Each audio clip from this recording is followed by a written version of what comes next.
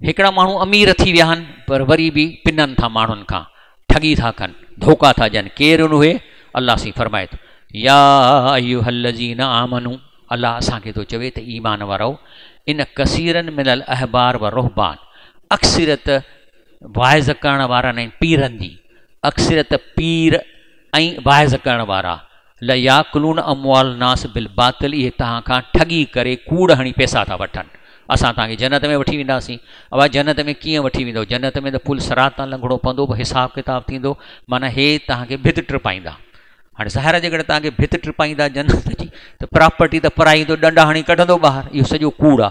त अल्लाह फरमाए थो ए ईमान वारो, इन कसीरन, कसीरन माना अबाउ 90%, इहे पीर ऐं वाइज़ करण वारा, ल याकुलून खाइनि था, अमवाल नास माण्हुनि जो, इंसाननि जो माल, बिल बातिल ठगी करे, व यसुद्दून अन सबीलिल्लाह, ऐं अल्लाह जे रस्ते खां रोकींदा। छा चवंदा?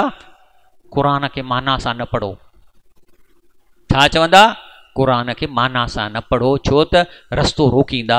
सबीलिल्लाह, अल्लाह जी सबील आहे न, चवंदा अरबीअ में पढ़ी वठो। अदा अरबीअ में त पढ़णु ठीकु आहे, को मना कोन्हे, लेकिन असांजी ॿोली त न आहे, मुंहिंजी ॿोली त सिंधी या उर्दू आहे। त मां त अल्लाह जो कलाम अरबीअ सां गॾु माना पढ़ंदुसि न, त अल्लाह छा थो चवे। हिकिड़ो जेको चाइना में माण्हू वेठो आहे, मां तव्हांखे अॻु में ॿुधायो, मां उते निमाज़ पढ़ी बेजिंग में, त इमाम जी अरबीअ जा लफ़्ज़ बि सही कोन हुआ, पर वॾो आलिम हो चीनी ॿोलीअ में। सॼी दुनिया हुन चीन में हुनजी तबलीग हले पई, केतिरा चीनी मुस्लमान पियो करे। हींअर जेके आहिनि केतिरा जेके हींअर अमरीकी आहिनि, जेके वॾा वॾा ॾाढियूं रखायूं अथनि, उहे अंग्रेज़ीअ में दीन था पेश कनि, उनखे अरबी जी ख़बर कान्हे का, हुन वटि क़ुरान माना सां लॻा पिया आहिनि, त उन मां अलाह जो कलाम फैलाइनि पिया था। त इहे माण्हू तव्हांखे छा चवंदा? त क़ुरान माना सां न पढ़ो, छाकाणि तंहिंजी ठगी वाज़ थी। हाणे आयत क़ुरान में लॻी पई आहे न, हाणे हिन में थो चए त 90% खां मथे तव्हां सां ठगी था कनि वाइज़ करण वारा, ऐं पीर तव्हां सां ठगी था कनि तव्हां खां माल खाइण जे लाइ। हाणे इहा जे आयत तव्हां माना कंदव त हुननि जी त ढेरी टही वेंदी। तॾहिं चवनि था व यसुद्दून, यसुद्दून माना रोकिनि था, अन सबीलिल्लाह, अल्लाह जे रस्ते खां।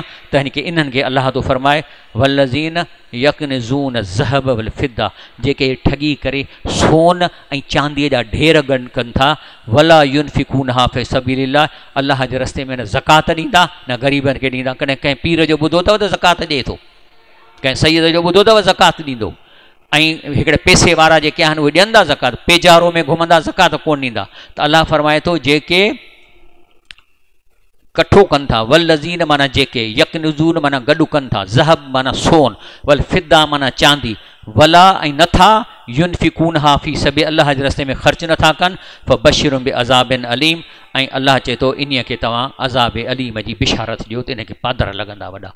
अल्लाह ताला खां मां दुआ थो घुरां त हीउ तव्हां जेको निज क़ुरान ॿुधणु अचो था परे खां, इन में न असांजे दिलि जी ॻाल्हि आहे, न को असीं पंहिंजी ॻाल्हि कयूं था।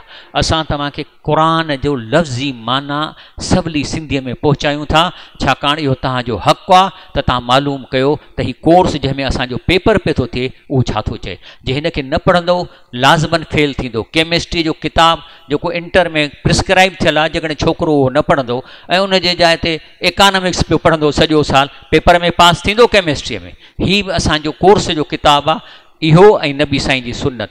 जेकॾहिं इन्हीअ मां पंहिंजी ज़िंदगीअ में न गुज़रंदव, असां वटि क़ुरान सिंधीअ सां माना वारा पियल आहिनि, नथव त असां खां वठो, घर में 3 महीननि में क़ुरान पूरो करे वञो माना सां, वरी पोइ हर साल इन खे रिपीट कयो।